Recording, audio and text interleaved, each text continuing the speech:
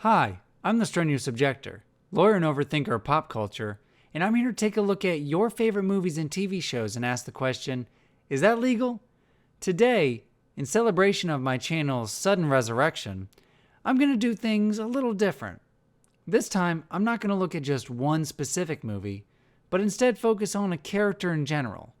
That way, I can use examples from multiple sources for this discussion. With that out of the way, I'd like to call the case of the state versus Batman. Now, for those of you who don't know who Batman is, well, there's something very wrong with your life, and no amount of legal knowledge is going to fix that. But for the caveman who was just unfrozen and woke up this very moment and for some reason decided a legal video on YouTube should be your first experience with modern culture, he's a superhero, or vigilante if you want to have that debate, that spends his nights stopping criminals and supervillains from being all-around jerks in Gotham City. He does this with the help of gadgets, Where does he get those wonderful toys? fighting skill, and a genius-level intellect. You're the smart one. But he also has a nasty habit of ignoring the law himself. Other than his one rule against murder, of course. And that brings us to the question for today. Is it legal for the state to use evidence gathered by Batman in their prosecution of criminals? As for the relevant law, Gotham City's location has changed over time, depending on the writer. And while I'm better at my legal research than my comic research, it seems to me that the general consensus is that Gotham is most likely located within the state of New Jersey. So we'll be using New Jersey statutes and cases for this discussion. I'm also aware that Batman has been in comics since 1939, but I'm going to be using modern, updated case law for this discussion, because that's what I would use if I presented this case in court today. As always, this is not a review of the character, as well as the TV shows and movies he's a part of. I'm just deciding if what they did was legal. That's it. Now, the first thing I'd like to get out of the way is that this question could actually apply to all superheroes. Even if a character is a police officer in their everyday life, when they're dressed in their costume, they're not on the job. Many break into buildings or residences to collect evidence, enter active crime scenes without permission, and assault or batter criminals into submission before taking them to the police. The only reason I'm singling out Batman is because 1, he's one of the most well-known superheroes today, and 2, he's notorious for ignoring a criminal's due process rights. And when you go for a target, why not focus on the biggest one? But what do I mean by criminals' due process rights? Well, Article 1, Paragraph 7 of the New Jersey Constitution and the Fourth Amendment of the United States Constitution both state that all people have a constitutional right against unreasonable searches and seizures.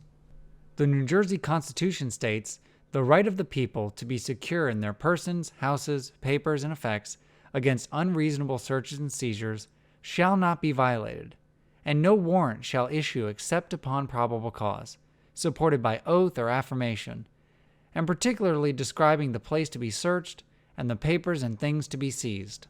And while we could have a multi-part discussion over different aspects of the right against unlawful searches and seizures, the idea for our purposes is that without some court-interpreted exception, the police have to get a warrant based on probable cause in order to search your person, home, papers, and effects. Now, you may be thinking, but Batman's not the police. He's above the law. Well, that brings up an interesting point that we'll get into more later. See, it's not really contested that Batman does in fact break the law. He routinely collects evidence by breaking into people's homes or apartments. But what would happen if the police did the same thing? What if this was one of the other types of action movies where the star is a loose cannon cop on the edge who doesn't play by the rules, and he decides the law doesn't apply since he knows the bad guy is guilty? What would happen to the evidence gathered then? Well, when a court determines that evidence isn't admissible for trial, it's withheld and suppressed under what's called the Exclusionary Rule. Based on that rule, the courts extended the principle to what is now called the fruit of the poisonous tree doctrine, and it sets out that in the same way that a poisoned tree has tainted the fruit that grows on it, so too has the evidence gathered from an unlawful search been tainted by said search. Now, while there are a few exceptions to the fruit of the poisonous tree doctrine, Generally, if the court determined that the search, which could be a faulty warrant, bad traffic stop, or warrantless search, was unlawful, then any evidence gathered from that search would have to be suppressed and would not be allowed in for the criminal case. Let's use a real-world example to show the court's reasoning in action. In State v. Privott, the Supreme Court in New Jersey was looking at a case where a police officer on routine patrol received a call from dispatch where an anonymous caller gave a description of a man on a specific street corner with a handgun. When the officer got to that street corner, he saw a man matching the description, though the color of the jacket was different. The officer also knew that the suspect had prior drug arrests and was connected to a violent street gang. He had the suspect place his hands on a chain-link fence to perform a Terry pat-down, a search technique arising out of a 1968 United States Supreme Court case, Terry v. Ohio, in which an officer, using flat palms, pats a suspect down to check for firearms. In Privott, though, the officer lifted up the suspect's shirt thinking a gun would be in his waistband, and instead found a bag of cocaine. The court stated that, in an attempt to uncover weapons which might be used to assault him, a police officer may conduct a carefully limited search or pat-down of the outer clothing of a person the officer has an objectively reasonable suspicion may be armed and dangerous. See, the police have an interest in protecting themselves from suspects with weapons, but that interest has to be balanced against an individual's right to privacy. As I stated before, every person has that right against unlawful searches and seizures, but it's not a total right against all searches and seizures, only against ones the court deems unlawful or unreasonable. So based on the little information the officer had, was lifting up Privott's shirt an unreasonable search? Well, the Supreme Court of New Jersey stated that we strike that balance in favor of the traditional pat-down search. We conclude that the officer's conduct in lifting defendant's shirt exceeded the reasonable intrusion that we permit as part of a Terry stop. And while the lifting of a shirt is very different than the breaking and entering of a home, the general discussion is the same. The court must determine if, under the totality of the circumstances, the search was lawful when they decide if evidence should be suppressed. And now we come back to the fact that Batman is not a police officer. Do I look like a cop? He's a private citizen performing his own investigations. But are his actions actually what the law would call state action? To start, though, what is state action? Well, it's exactly what it sounds like.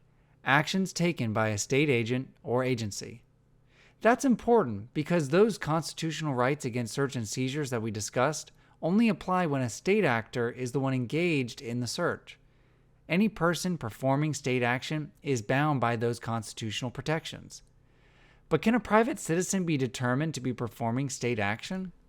Well, in State v. Droutman, a 1976 Superior Court in New Jersey Criminal Law Division case, the court held that joint participation between private citizens and police officers is sufficient to bring such conduct within the purview of the Constitution. The court, citing United States v. Clegg, goes on to say that only when the government has pre-knowledge of and yet acquiesces in a private party's conducting a search and seizure, which the government itself, under the circumstances, could not have undertaken, does the problem of compliance with Fourth Amendment standards arise. The court also held that if the state had significantly involved itself in the illegal search, then the Fourth Amendment would apply as well. So now we have three situations where a private citizen could engage in state action. But before we look at Batman's actions, there's one more case we should look at. State v. Sanders is a 1982 Superior Court in New Jersey Appellate Division case where a man was suspected of counting cards at a casino. Cocaine was found on him when, as the court determined, he was unlawfully being ejected from the premises, was unlawfully taken to the holding room, and unlawfully searched. And yet, the court found that the casino security had not engaged in state action. There was no police involvement in the search until security turned over the cocaine to the police. The police had no idea the search was going on, and it was not a joint operation. With those cases in mind, we can finally look at Batman himself. In many cartoon and film adaptations of the character, there are statements made by the police that he is a vigilante, that he should be arrested, that the case against him is still open, and that he is seen as a criminal by the police. In fact, there have been instances where a police officer has actually tried to arrest Batman.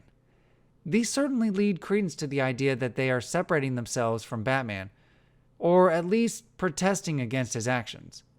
On the other hand, there's a giant bat signal on the roof of the Gotham City Police Department, so that could be argued as some type of acquiescence. But let's take this analysis one factor at a time. First, was there joint participation between private citizens and police officers? For most investigations, the answer would be no. In fact, Batman routinely acts as if the police would be a hindrance to his investigations, or says as much. And even when they seek his help via the bat signal, they don't take any part in any of Batman's illegal searches. They only provide him with information about suspects or supervillains. Second, has the state significantly involved itself in the illegal search? Again, in the majority of cases, Batman acts alone in his illegal searches. He doesn't seek out the police until he's caught the suspect or needs information, and that could be seen as separate by the court from any searches. Finally, did the government have pre-knowledge of and yet acquiesced in a private party's conducting of a search and seizure? This could actually be the hardest hurdle for the state to overcome in a defendant's motion to suppress.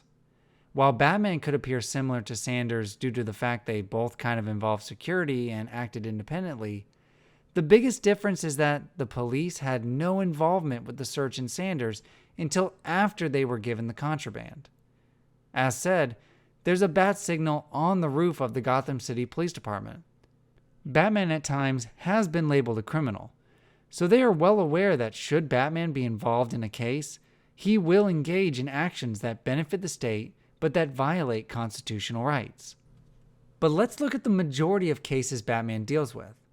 Many times, he either sees the crime in progress or he's investigating a crime that he learned about through his technology or hacking into police scanners without the police department's knowledge at all. In most media, it seems Batman finds the crime or starts his investigation before the police are ever involved. Without the police involvement prior, there's no necessary pre-knowledge for those individual searches. He could even be considered an anonymous source for the purpose of the police getting their own search warrants in the future. Though there are factors over reliability, and that's a discussion for another time. But for those crimes that he investigated on behalf of the GCPD, as in they contacted him via the bat signal and told him about, it's clear that the police had pre-knowledge that he would engage in illegal searches and seizures, due to their knowledge of Batman, and yet acquiesced to any illegal searches as long as he got the job done. Not only do they have pre-knowledge, but now there could be an argument that they have involved themselves in the private investigation, which would mean they meet two factors of the state action test. But regardless of if he's engaged in state action, at no point is he immune from civil liability. He is still trespassing on people's property, damaging their property, and injuring their persons. So no defendant would be barred from suing Batman. If they knew who to sue, of course. The one caveat to that is there are actually federal statutes, like United States Code, Title 42, Section 1983, that allow defendants to recover damages caused by constitutional violations performed by state actors. So the GCPD might want to be a little more careful how they interact with Batman if they want to avoid being involved in lawsuits over his civil liberty violations. In the end, though, after reviewing all the facts and the law, I find that in the case of the state versus Batman, when Batman initiates the investigation himself and keeps it separate from the police, it most likely would be legal to use evidence gathered by him, because he would not be a state actor or engaged in any state action. But should the GCPD bring him into the investigation, any evidence gathered through illegal searches would most likely not be admissible. This would be the same analysis when it comes to other superheroes, though each investigation would be different, with different facts, so admissibility would have to be determined on a case-by-case basis. And of course, this is all just under New Jersey law. While every state has to follow the Fourth Amendment, different states have different case law in regards to what qualifies as state action, so some may actually have different standards and make it easier or harder to claim a private citizen has engaged in state action. With all that said and done, I'm the Strenuous Objector, and court is adjourned. Now, I'd like to give a big shout out to all my new subscribers and for all the great comments and suggestions I've received lately. All the support has really encouraged me to get back to researching new legal topics for you to enjoy, and I just can't thank you enough for that. I'd also like to give a special shout out to Porch141, also known as Porch652 on Reddit, for sharing my Home Alone video. I wouldn't be back so soon without you finding my little channel and sharing it with the Reddit community. So thanks for that. Finally, I'd like to thank my son Logan, who's a big DC Comics fan, for giving me the idea to look into Batman and his evidence-gathering ways. Now, if you liked the video and want to see more, hit subscribe and let me know what movie or TV show you want me to research, and maybe your idea will be on the next episode. I'm also planning on doing a new series where I look at legal topics in general, or just talk about a legal aspect of a show or movie. So if there's anything you heard in this video you want to hear more about, or any legal concept at all, don't hesitate to let me know in the comments. All case and statute citations used today are in the description. Also, all the information in the video is for educational and entertainment purposes only, and should not be taken as actual legal advice. If you have a legal question or problem, please contact an attorney near you.